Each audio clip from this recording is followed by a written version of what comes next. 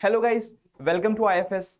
आप सबकी IIT jam 2026 के लिए प्रिपरेशन बहुत अच्छे से चल रही होगी। आज की सेशन में हम ये जानेंगे कि कौन से सब्जेक्ट में सबसे ज़्यादा नंबर ऑफ क्वेश्चंस आते हैं। आईआईटी जैम फिजिक्स में कुछ कुछ ऐसे सब्जेक्ट है जिसमें से हर साल बहुत क्वेश्चंस आते हैं, और कौन से सब्जेक्ट्स ऐसे हैं जो कि बहुत डिफिकल्ट है पर उसमें से क्वेश्चन ज़्यादा नहीं आते, मतलब उसमें ज़्यादा कॉन्सेप्चुअल क्लैरिटी की ज़रूरत है। तो आज का सेशन जो है बहुत ज़्यादा इंपॉर्टेंट है, ताकि आप अपनी रिविजन और कौन से फॉर्मूलाज जो शॉर्ट नोट्स आपने प्रिपेयर किया है उसको अच्छे से वापस से रीड करें और याद करें। तो इसीलिए आपको ये जानना बहुत ज़रूरी है कि कौन से सब्जेक्ट से सबसे ज़्यादा नंबर ऑफ क्वेश्चंस आते हैं।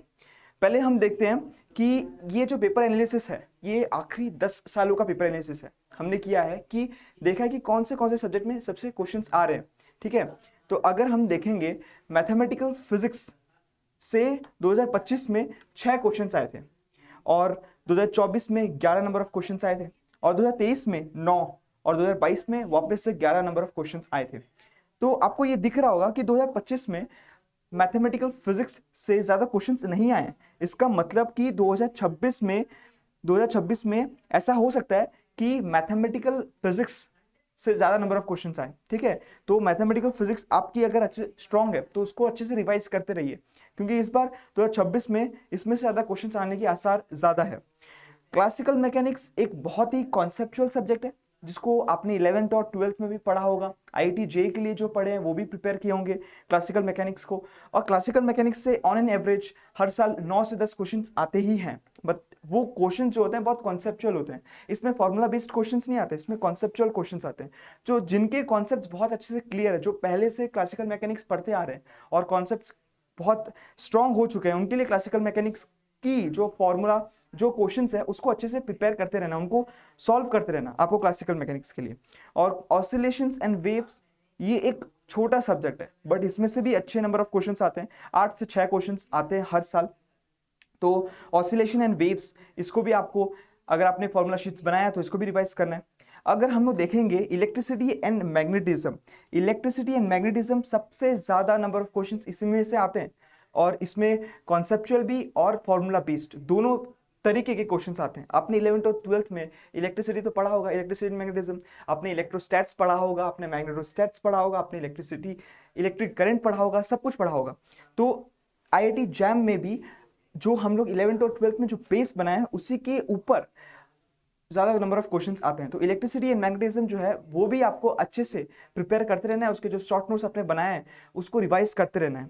ठीक है, और थर्मोडायनेमिक्स एंड केटीजी मतलब काइनेटिक थ्योरी ऑफ गैसेस, इसमें क्या है कि कुछ कुछ बहुत छोटे छोटे फॉर्मूला बेस्ड क्वेश्चंस भी आते हैं, जैसे कि रूट मीन स्क्वायर हो गया, या फिर मीन स्पीड हो गया, या फिर मैक्सवेल डिस्ट्रीब्यूशन दिया हुआ है, ग्राफ्स हो गए। तो इसमें ग्राफ के ऊपर ज्यादा नंबर ऑफ क्वेश्चंस आते हैं कि मतलब कैसा ग्राफ होगा, कोई थर्मोडायनेमिक वेरिएबल है उसका कैसा ग्राफ होगा। तो ये ग्राफ बेसिस में ज्यादा नंबर ऑफ क्वेश्चंस आते हैं, और ये भी कॉन्सेप्चुअली जिनका स्ट्रांग है वो थर्मोडायनेमिक्स में अच्छे से अपना मतलब उसको प्रिपेयर कर सकते हैं।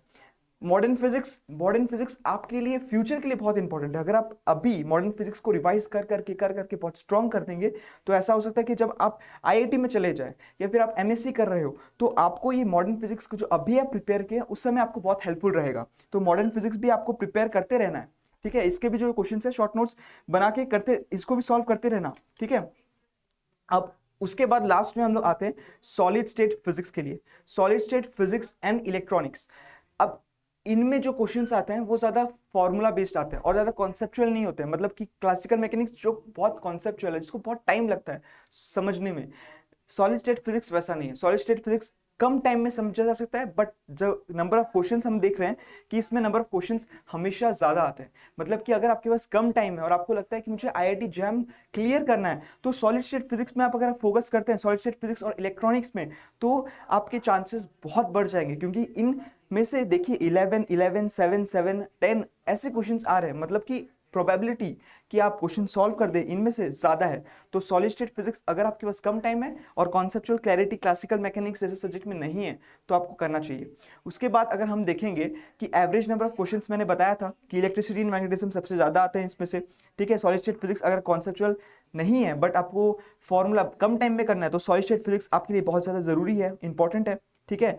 और क्लासिकल मैकेनिक्स इसके लिए बेस चाहिए, इसके लिए अच्छा बेस चाहिए। और आपका अगर बेस है और आपने बहुत पहले क्वेश्चन सॉल्व किया है, देन क्लासिकल मैकेनिक्स पे आपको बने रहना है, ठीक है। फिर अगर हम देखेंगे मॉडर्न फिजिक्स, तो मैं बताया कि मॉडर्न फिजिक्स हमेशा से इंपॉर्टेंट है क्योंकि आपको फ्यूचर में भी मॉडर्न फिजिक्स का ही काम करना है, ठीक है। केटीजी जो है वो ग्राफिकल क्वेश्चंस इसमें से ज्यादा आते हैं, पर देखिए 7 से 8 क्वेश्चंस आ रहे हैं, ठीक है। तो ऐसा है कि अगर आपने अपना 4 से 6 सब्जेक्ट्स को एकदम स्ट्रांग रखा है और एक दो सब्जेक्ट आपके मीडियम है ना, तो आपका आईआईटी जेईई क्लियर होने से कोई नहीं रोक सकता। आपको बस अपने शॉर्ट नोट्स को रिवाइज करते रहना है और देखना है कि ये सब्जेक्ट्स में से इतने क्वेश्चंस आ रहे हैं, ताकि आप किसी से पीछे ना रहे इस चीज में।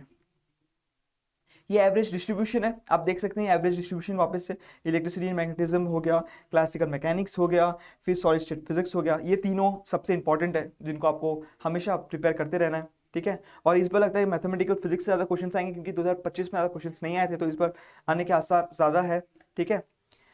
और हमारे आईएफएस के वेबसाइट में अभी 14 आईआईटी जैम के लिए टेस्ट सीरीज अवेलेबल है, मतलब 14 फ्री टेस्ट सीरीज अवेलेबल है, जो कि आप ये टेस्ट को दे के अपना प्रिपरेशन आपका किस लेवल में है, आपको क्या क्या नया मतलब आपको टाइम बाउंड में क्वेश्चंस आपके साथ सॉल्व हो रहे हैं या नहीं, आप देख सकते हैं। और इन टेस्ट सीरीज को आप दीजिए और आपको आइडिया भी लग जाएगा कि आपका कौन सा सब्जेक्ट आपका वीक है और किस में आपको अभी स्ट्रेंथ बनाना है, ठीक है। और आईआईटी जैम 2026 में हम देख रहे हैं कि 6 स्टूडेंट्स टॉप 10 में हमारे आईएफएस से थे। हमारा कंसिस्टेंट रिजल्ट्स है और करीबन 1000 बच्चे जो हमारे साथ जुड़े थे उन्होंने आईआईटी जैम क्वालिफाई किया है, ठीक है। तो हमारा रिजल्ट बहुत ज़्यादा अच्छा और कंसिस्टेंट है। तो अगर आपको कोर्सेस भी लेने हैं इसमें से, तो आपके लिए टाइम कम है, बट ये कोर्स अगर आप लेते हैं तो आपके लिए बहुत बेनिफिशियल हो सकता है, ठीक है। टाइम कम है बट आप सॉल्व कर सकते हैं इनको लेके। उसके बाद आईआईटी जैम 2026 के लिए जो 2027 के लिए जो प्रिपेयर कर रहे हैं, आईआईटी जैम 2027 के लिए जो प्रिपेयर कर रहे हैं, उनके लिए चैंपियन 2.1 बैच स्टार्ट हो चुका है 29 दिसंबर से। और अगर आप आईआईटी जैम 2026 के लिए प्रिपेयर कर रहे हैं तो रिकॉर्डेड बैचेस अभी आपके लिए बहुत ज़्यादा इंपॉर्टेंट है, और जो फ्री टेस्ट सीरीज है उन्हें आपको देना चाहिए ताकि आपको आइडिया लग जाए कि आपका प्रिपरेशन कौन से लेवल में है। और अभी आखिरी के दिनों में अपने शॉर्ट्स नोट्स को अच्छे से प्रिपेयर करते रहिए, और जो जो सब्जेक्ट आपको लगता है कि मेरा ये स्ट्रांग है और वीक है, अभी आप स्ट्रांग सब्जेक्ट पे ज्यादा फोकस कीजिए और ये देखिए कि हाँ इसमें से इतने नंबर ऑफ क्वेश्चंस आते हैं, मैं एग्जाम में जाऊंगा और ये करके मैं आईआईटी जैम क्लियर करूंगा। आप सबको all the best IIT JAM के लिए, और मैं 100% श्योर हूं अब all the best for to you guys for IIT jam.